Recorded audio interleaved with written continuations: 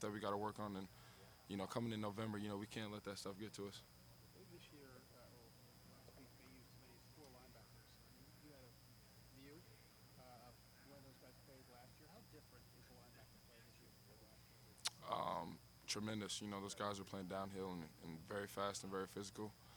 As a safety, for majority of the season, I got to watch a lot of those guys make plays.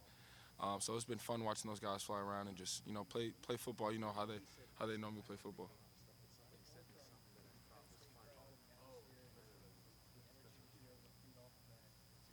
So much weather to bring your own instruments. It was a lot. Starting from pregame with no music to just a little bit of rain and a lot of wind. So we knew that we had to bring it. That was a message that we talked about going into that game, and it's going to be like that. Sometimes in Chicago with the wind and the rain and stuff like that, we knew that it was going to be up to us to bring our own energy and stuff like that. So sometimes you got to bring it. Unlike Penn State, their crowd kind of brought it, so it was easier. But that's just the nature of the game. Did you guys gain some energy as it went on? It seemed like as the second half started, you guys really started to play. Yeah, I think Did you the, feel the the energy level yeah, I pick think up? the crowd played a role into that too. At that game, they were kind of getting into it. As the weather got worse, it would be like little moments of like rain coming down hard, and then like you would just hear the crowd getting more into it and more rowdy, and then that just kind of played off into us, and we were just able to use that just to gain leverage on them. When did the weather affect the defense, or did it affect the defense? Say, can you say that again? So when did the weather have an effect on defense? I know it does on offense. Not definitely not as much as offense. If anything, we know it kind of limits their playbook a little bit, but nah, definitely not as much as offense. Northwestern did have some success, third downs with a quarterback run. What are maybe the things you guys need to work on to stop the quarterback run? Like I said, especially on that drive when the quarterback was kind of gaining some yards, it was all mental stuff, stuff that we were able to watch on film and kind of dissect it and realize what we did wrong, and we knew what that was, and stuff that we can't allow that to happen coming up in these next few weeks. Coach was also saying that you take some of the passing plays they had success on.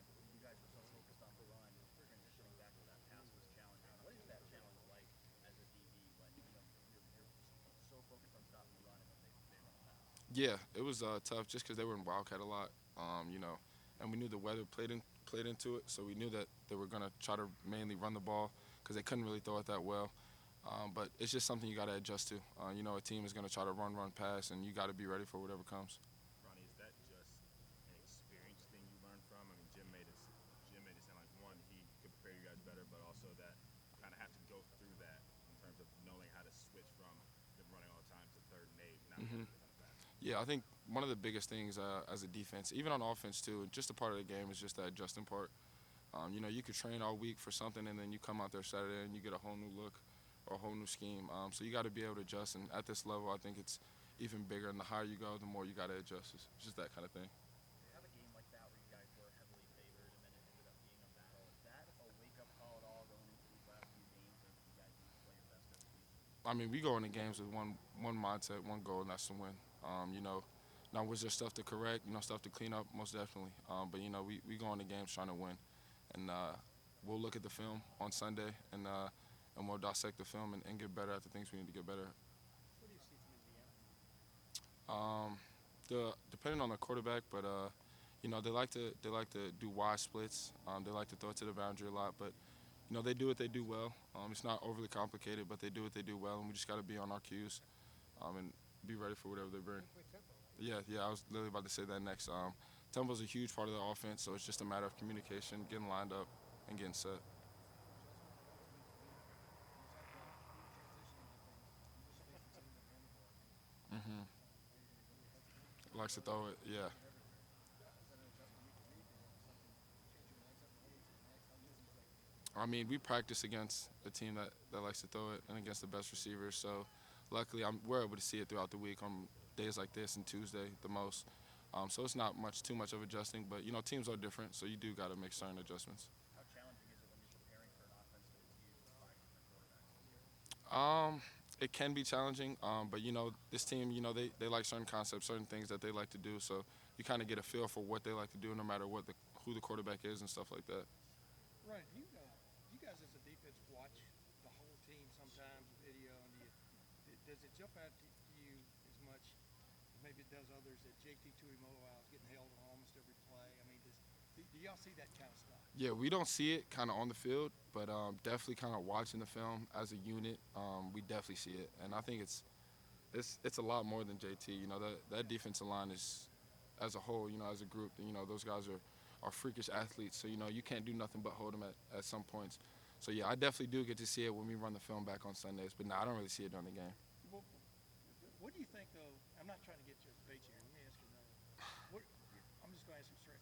What do you think officials are looking at there? I mean, do y'all ever ask that among yourselves? Nah, I mean, I don't really know what they look at. I feel like they could call a hold every play almost, but I don't really know how they look at the offense versus the D line, how they do that and stuff like that. So I wouldn't really know too much on Well, it. with that in mind, how remarkable has JT played this year, in your opinion? Huge, you know, he's stepped I mean, up, but last week that one tackle, Yeah. the guy's holding and he reaches out and grabs it. Go ahead. yeah, it's nothing new for JT. He did it for us in the spring. He did it for us in the camp. He's just one of those guys, you know, where the sky's the limit for him. You know, he has God-given ability to just do things that most DNs can't do, whether that's dropping back in coverage, you guys have seen it, or making a tackle with one hand and the guy's holding him and stuff like that. So the sky's the limit for him. How intense have the short yardage situations been this week? Huge. You know, you got to get off the field and you got to win those short yardage. You know, those are game-changing plays. So huge. More from the offense having to convert. Yeah, I mean, they're gonna do what they need to do as always. You know, I'm not worried about anything on the side. Ronnie, was there a time A couple more spring, questions, folks. when Marvin, as a true freshman, that you guys in the secondary kind of realized that he was maybe different? Is there something that you can point to, or a moment where you're like, okay, this guy isn't? Just like his work ethic. You know, he was definitely one of the last guys leaving the Woody. One of them, he would come in, I think every Sunday, or he would always be here on the weekends when other guys weren't. And seeing a young guy come in already with that mindset is huge. So you kind of already know where his career is going to go just by seeing how much work he puts in already. So I knew he had a bright future. Ronnie, what do you think these last two games have done for you guys as a team, just as far as your resolve is concerned? You know, tweaked your attitude a little bit more, kind of what Dan was asking about, you know, buckling up and maybe taking a different approach to things, or I mean, have you guys expected something like this could happen as these games come about? I mean, they remember the games in November, so I think it's just a matter of just tighten down on all the little things. You know, it's been a long season, probably one of the fastest seasons I've played in.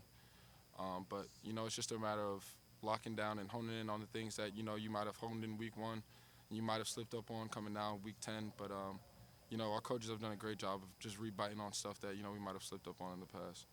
Is this something that you guys have to drill on every week? Yeah, we drill toughness kind of every day. We step in, we go out on that field. Toughness is huge.